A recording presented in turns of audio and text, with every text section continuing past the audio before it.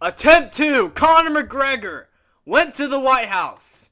If you don't know what I mean by attempt 2, I tried to record this video already and it didn't work. Conor McGregor went to the White House.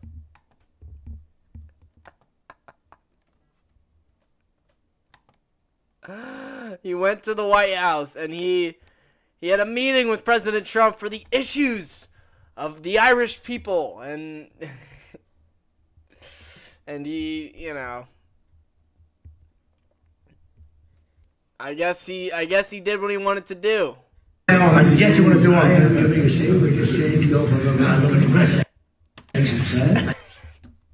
You see, we changed the Gulf of America.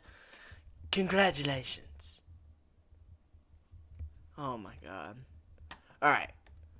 So, this is a true story. Conor McGregor, I'm sure you've heard now, for St. Patrick's Day, which was this past Monday, went to the White House and held a meeting with President Trump as he was his personal invite for the holiday in St. Patrick's Day. And,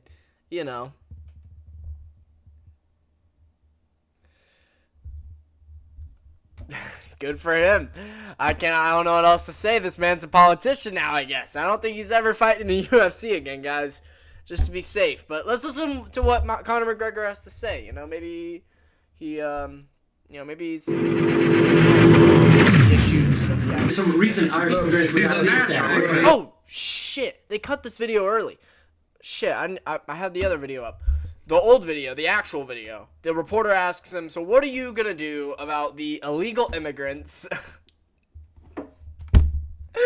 Why is Conor McGregor being asked this?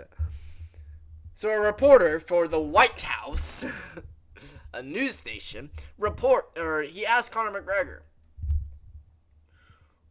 "What are you gonna do about the Irish illegal immigrants?" And he threw out a number like 12 million or something that are in America. And Conor, he didn't.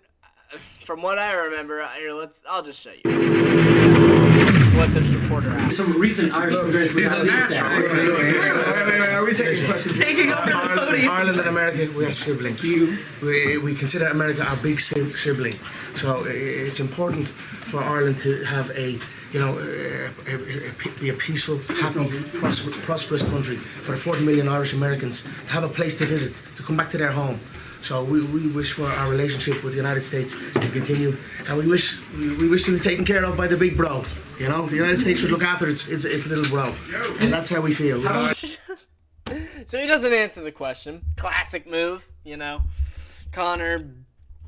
This is about what I expected from him. He's really coming to his own, guys. I don't even know what else to say about him. He's lost it. He's lost the plot. He's not there anymore, and he looks like Dana White out there. Let's see what else. What about there's some trade disputes between the U.S. and the EU, and I do think. So he's getting asked a question about the trade issues between the European Union and the United States. Conor McGregor, guys. We wish exemption. Hey, we actually have some stuff that we have to do. He has no answer, and then the guys are like, all right, he actually has some stuff that he has to do, so lay off, buddy. And then this lady bumps in and, gives her piece, basically just stopping Conor from answering any more questions because he has no idea what the fuck he's talking about. Conor is here to meet with the president. He'll be meeting with him later this afternoon. We couldn't think of a better guest to have with us on St. Patrick's. Woman. Watch, I'm telling you, no one's talked about this. Watch how he's been looking at this woman, okay? Maybe I'm tripping out, but this is the type of guy, I don't really know what he means by that. Patrick's Day, we're both wearing our green. This was not planned, but very festive. It wasn't planned, Conor. All right, don't look at her like that. I'm sure it wasn't planned, guys. I'm sure. And as you know, I'll be having a briefing later at 1 o'clock. So look, he's like staring at her. He's like sizing up. He's got his hands in his pockets. He's standing up again. I mean, just a fucking giant for his height. We'll talk more about their meeting later, but he's going. Be careful, Conor. Be careful. I know she's blonde. She looks Irish. Be careful. Over to meet with some other administration officials. He's spending the She kind of looks like D, you know. I mean, he still hasn't taken his eyes off her. He's really trying to give her the look, if you know what I mean. day in Washington, D.C. For sure. So I'm here to it'll be raise fun. the issues that people of Ireland face, you know, and it'll be music to the people of Ireland's ears, because never on the main stage has the issues the people of Ireland face been spoke.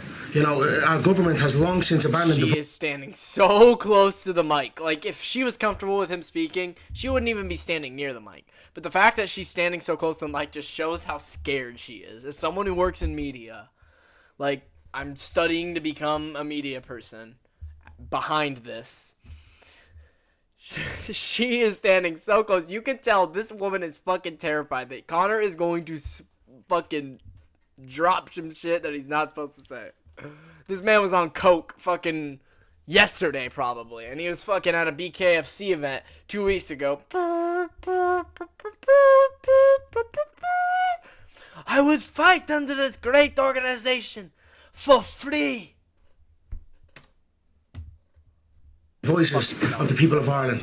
And it's high time that America is made aware of what is going on in Ireland. What is going on in Ireland is a travesty. Our government is the government of zero action with zero accountability. You know, our money is being spent on overseas issues that has nothing to do with the Irish people. The illegal immigration. Hey, you know what? This is actually somewhat true. There's some things that he's kind of exaggerating, but the part about funding going out of the country, this is absolutely true. And Conor is essentially going after the left-sided government that is going on in Ireland right now. I'm not going to get too political in this video, all right, guys? But I'm going to be objective and give my personal opinion on it. You know, that doesn't really mean the same thing, but you know what I mean. I'm going to try and give the middle opinion, you know, and just be good commentary for you guys. Let's see what else. The racket is running ravage on the country. There are rural towns in Ireland that have been overrun in one swoop, that have become a minority in one swoop. So issues need to be addressed, and the 40 million Irish Americans, as I said, need to hear this, because if not, there will be no place to come home and visit. He cares a lot about, you know, people having a home to visit, guys. I mean, oh god, this video. So Conor McGregor, he gets to the White House. You know, this is one of his biggest moments of his career. I need to move my camera. One of the biggest moments of his career. And this dude, just watch how he gets entered. And this is the video that the White House posted. He gets introduced at the White House. Watch this.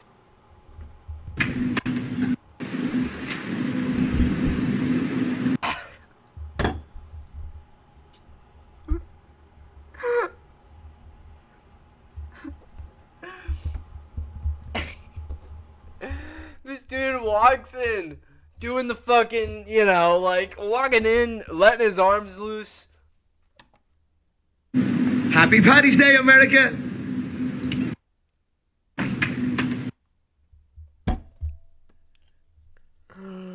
Oh my god, the administration, you know, America hits a, Conor McGregor's at a, perfect timing for both of them. This is just absolutely hilarious, and the opinions of the people in these comments are pretty funny.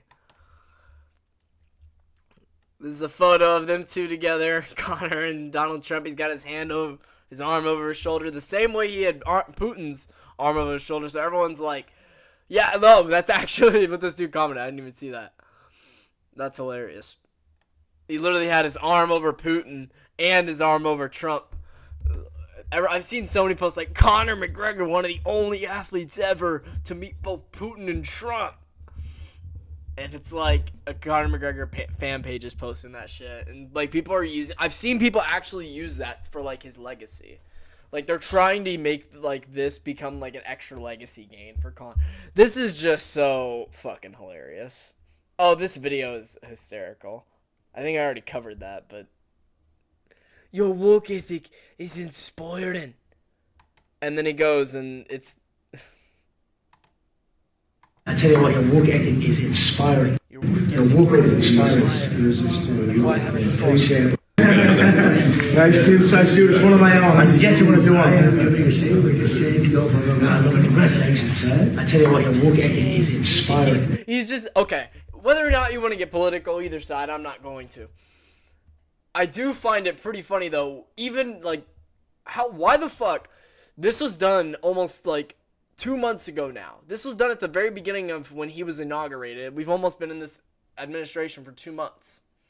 And he's literally got a fucking poster that just says the Gulf of America, which that is only in America that it's called that. And he's just got a big poster. Look, we just changed Gulf of America. Congratulations. And he's all, bouncy and, red-faced. And look at his face, bro. Who is this guy? Oh, my God. This isn't Conor. Not anymore. But just look at how he's talking to him. Look at... He did a bump. He absolutely did a bump in this. Your work ethic is inspiring. He absolutely did a bump in the White House. If Willie Nelson can smoke a joint on top of the White House, Conor can do a bump. I'm telling you. Trump probably let him.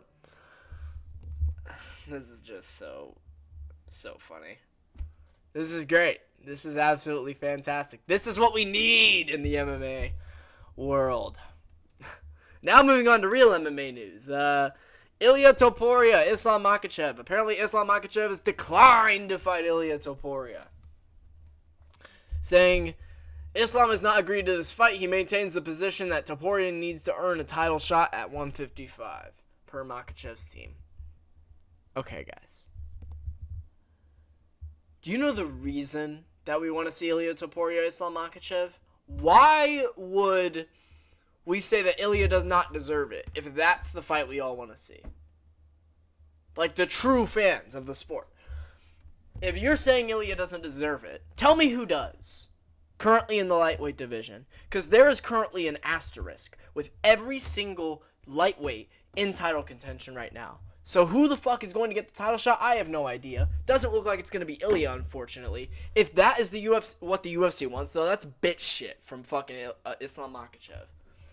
Because Javier Mendez went on interviews recently and said, regarding this whole situation, that Justin Gaethje would be a great matchup for Islam. Of course he would say that. We all know. And then Ali's trying to push for that fight because it's a double paycheck for him.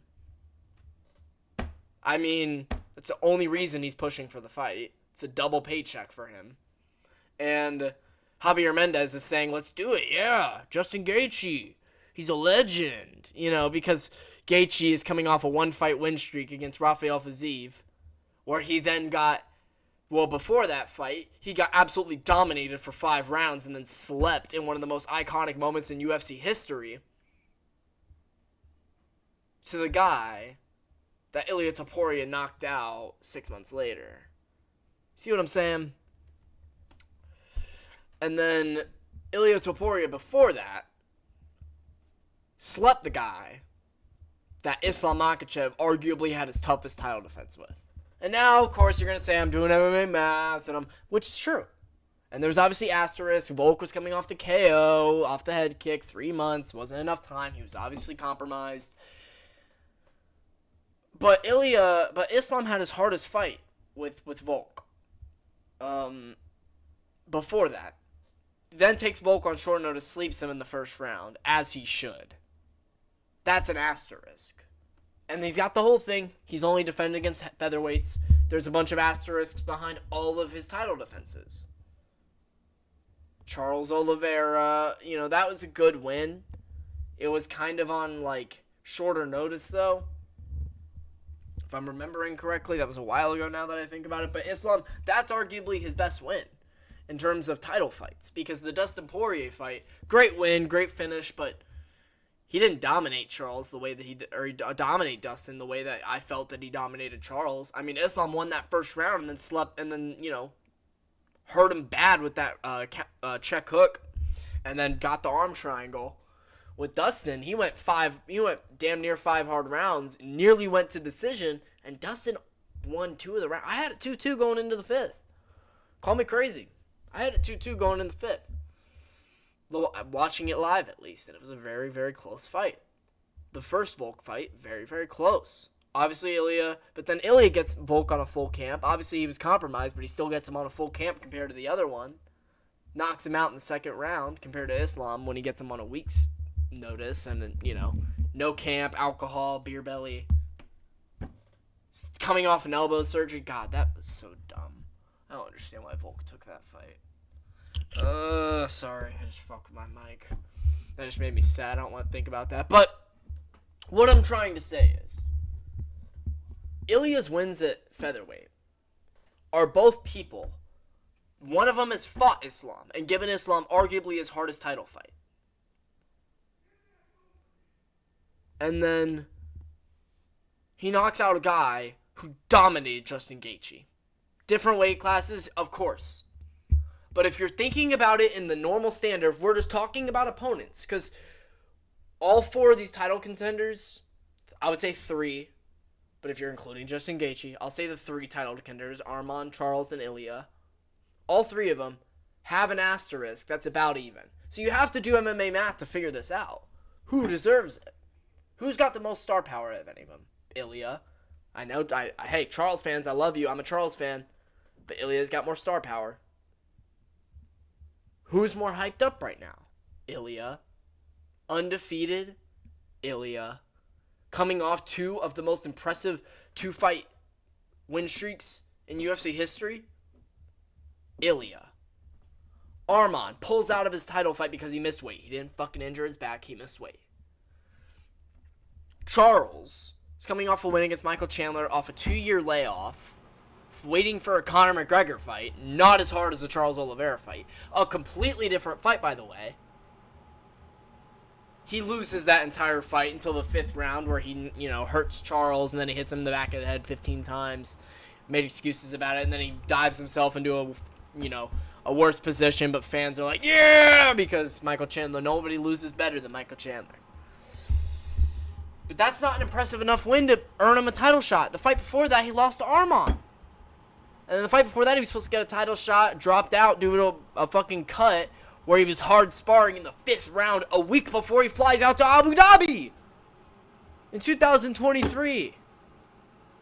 You remember this. If you're a true MMA fan, you remember this stuff.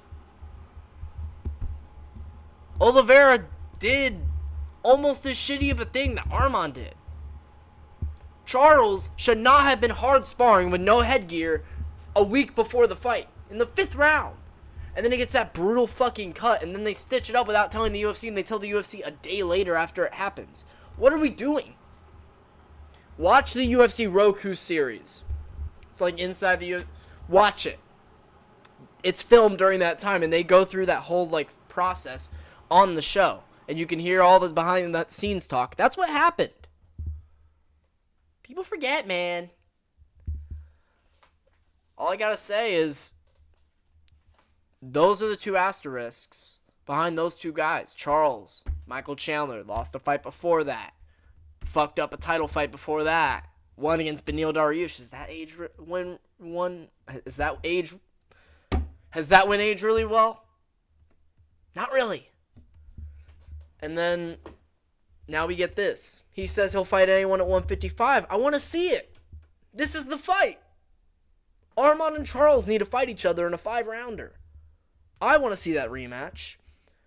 I mean, we all remember how close that fight was. It was a 3-rounder because it got completely overshadowed from the rest of the UFC 300 card. You all remember this. It got completely overshadowed. The fight after that was Justin Gaethje, fucking Max Holloway. Zhang Weili, Yan Zhanao was a good fight. And then you had Pereira sleeping Jamal Hill. That was the second fight on the main card. That completely got overshadowed. People talk about the Yuri fight more than they talk about Charles versus Arman. We need to see a 5-rounder of those 2 again. That's what I need to see. For a title shot. Is that not next? Is that too much to ask for? Arman would totally do it. Charles would do it. Co-main event of a pay-per-view 5 rounds, or main event of a fight night in Brazil. That's the fight. Justin Gaethje, Dustin Poirier 3. New Orleans pay-per-view. Fuck what Justin Gaethje said. He said he would fight him earlier. Do that fight. Don't do Poirier, Max Holloway. I want to see Max Holloway, Dan Hooker. But if they match make it anything else, Justin Gaethje, Dan Hooker, if they rebook it, you know. I'm not too opposed if Gaethje's okay with that, but I don't think he will because Justin Gaethje expects title shots off of one fight win streaks. If Justin Gaethje gets this title shot, I'm not watching it. Obviously I am. But realistically, am I that interested? Am I going to be as excited for a Justin Gaethje fight as I would be for any of the other 3 fights? Not even close. It'd be the most obvious pick for Islam. Like, I don't even want to think about the odds. People thought Dustin was an underdog. Imagine the odds for Justin Gaethje and Islam Makhachev. 2nd round submission. Easy. Whatever. This is the fight. If ILIA is truly ducking him,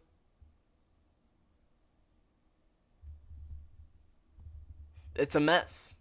John Jones just said he needs 6 months. I'm about to cover that as well in a different video. For Tom Aspinall, Islam Makhachev declines Ilia Topuria because he doesn't deserve it. Which is fair. Because Islam, he has the whole thing. He fought Volk twice. Fought Charles. Fought Dustin. Fought Moicano. All are former featherweights. Or featherweights. Now, I don't really like the former featherweight shit. I think that's ridiculous because these are established contenders at lightweight. Moicano's on a day notice. Poirier, coming off a win against Benoit, old, but that's a good win, but it was a very close fight. That's something. The Volk fight, short notice. The other Volk fight, very close, featherweight. You know, like, Islam doesn't really have a perfect win in his career. He never had a 3-round domination. He never had what Dricus had in February. He's never had that. At least in terms of domination. Islam will finish guys. But he never, like, dominates. Like, everyone describes him as this dominating guy. And it's true. He's on one of the biggest win streaks ever, and he might break that record. Which I think he will. But does he I mean, man, his best fight was the Charles fight. I haven't seen him do that to anybody else at featherweight or at lightweight, except a 1-week notice Volkanovski. Am I going to give him full credit for that? No. And then, yeah, 1st round submission against Moicano. It was a domination, but it's not like he KO'd him. You know, he submitted him. Obviously, they're both finishes, but you know what I mean. The damage, it's different to see someone get KO'd rather than getting submitted. Moicano just got put in a darsh and he tapped. He didn't wait long either. But this is the fight. If you don't think this is the fight, I don't know what to tell you. And if it doesn't get done, I really hope it's Arman. Or I really hope Islam just doesn't fight. I'd rather wait for October to see Arman, Charles, or Ilia than watch Islam Justin Gaethje in it wouldn't be in the summer, it'd be in October too. So if Islam doesn't fight Ilia, I don't think Islam fights until October, unfortunately. And I don't know, and does it look like John Jones is going to fight in June? So, I mean, our only hope for International Fight Week main event is Dricus and Hamzat. And if it's not that, Ilia and McGregor, which I have a feeling isn't going to happen, guys, after what we saw today. Conor McGregor. All right. That's going to be all from me, guys. Appreciate it. More videos coming out. All right. See you later.